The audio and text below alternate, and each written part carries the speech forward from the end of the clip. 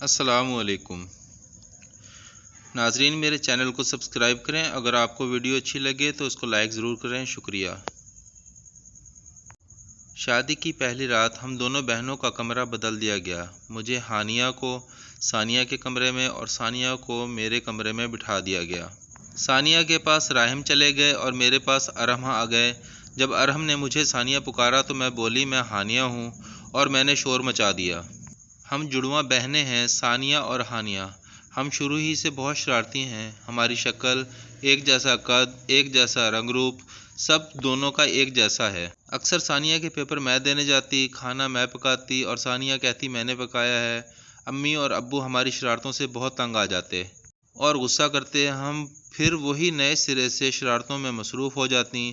ابو نے ہمارے لیے رشتہ ڈھونڈنا شروع کر دیا اور ان کو ایک فیملی پسند آ گئی اور وہاں بات چل پڑی۔ ثانیہ نے بولا ہم نے تصویر دیکھنی ہے، تو امی نے اور میں نے کہا جب لڑکے والوں نے نہیں مانگی تو ہم کیسے کہہ دیں۔ ہم نے ثانیہ کو چپ کروا دیا۔ ہماری شادی کی تیاریاں بڑی زور شور سے کی جانے لگیں۔ آخر کار وہ دن آ گیا جب ہمیں رخصت کیا گیا۔ جب ہم سسرال پہنچے تو ہمیں ہمارے کمروں میں لے جایا گیا تو ہمارے کمرے بدل دیے گئے۔ مجھے ثانیہ کے کمرے میں اور ثانیہ کو میرے کمرے میں بٹھایا گیا، یعنی ارحم کے کمرے میں راحم اور راحم کے کمرے میں ارحم کی بیوی۔ ثانیہ جس کمرے میں بیٹھی تھی وہاں راحم آیا اور اس نے گھونگھٹ اٹھایا اور پیار محبت کی باتیں کی، گفٹ دیا اور ثانیہ کے ساتھ بوس و کنار شروع کر دیا۔ میں اپنے کمرے میں اپنے شوہر کا انتظار کر رہی تھی۔ وہ کافی دیر بعد آئے، باہر کسی کام میں مصروف تھے۔ جب وہ کمرے میں آئے تو مجھے دیکھ کر بولے آپ سو رہی ہو؟ میں نے جواب دیا نہیں، کمر میں درد ہو رہا ہے اس لیے ٹیک لگا کر لیٹی ہوں۔ انہوں نے کہا آپ آرام کرو۔ میں نے کہا نہیں، میں بیٹھ گئی۔ انہوں نے میرا نام پکارا ثانیہ۔ میں بولی میں تو ہانیہ ہوں اور آپ؟ میں ارحم ہوں۔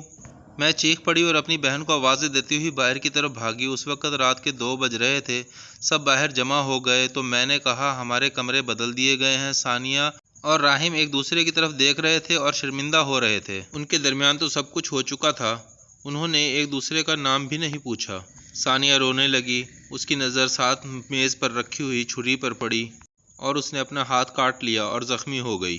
تب اسے لے کر ہسپتال چلے گئے۔ وہاں امی اور ابو کو بلوایا گیا تو وہ پریشان ہو گئے کہ ہم نے کوئی حرکت کر دی ہے۔ تو میں نے تمام بات ان کو بتائی تو ابو کو غصہ آ گیا کہ یہ کیا بدتمیزی ہے۔ ابو نے انہیں کہا آپ جائیں، ہم اپنی بیٹیاں سنبھال لیں گے۔ ہم سب پریشان تھے۔ جب ثانیہ کو ہوش آیا تو وہ بولی مجھ سے گناہ ہوا ہے، مجھے مرنے دو۔ میں نے کہا کچھ نہیں ہوا، پریشان نہ ہو، سب ٹھیک ہو جائے گا۔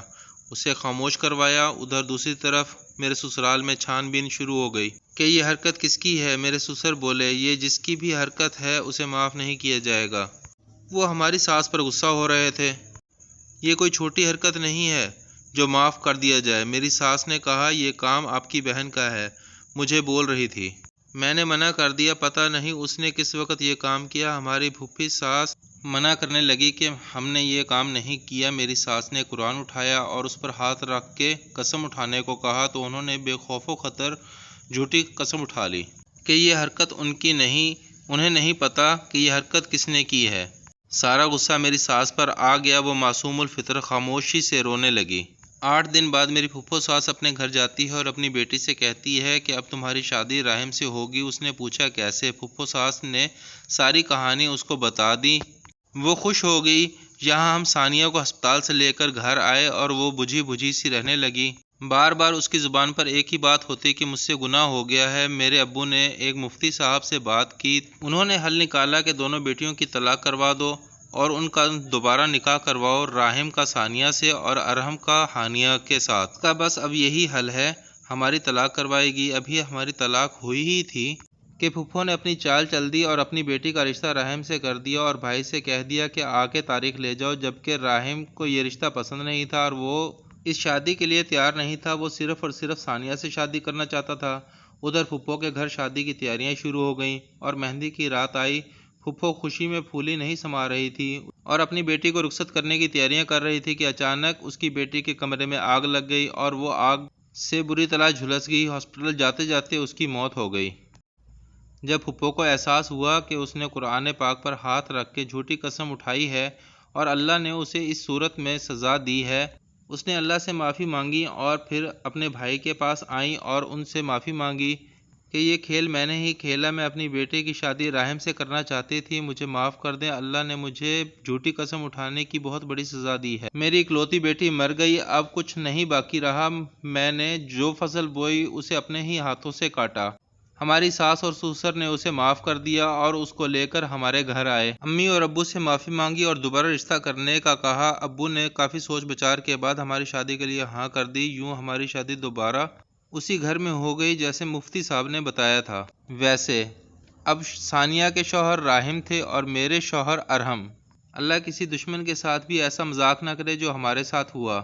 اگر آپ کو کہانی اچھی لگی ہو تو چینل کو سبسکرائب کریں اور لائک کریں، شیئر کریں، بیل آئیکن کو دبانا مت بھولیے گا تاکہ نئے آنے والی کہانی سب سے پہلے آپ تک پہنچ سکے۔ شکریہ۔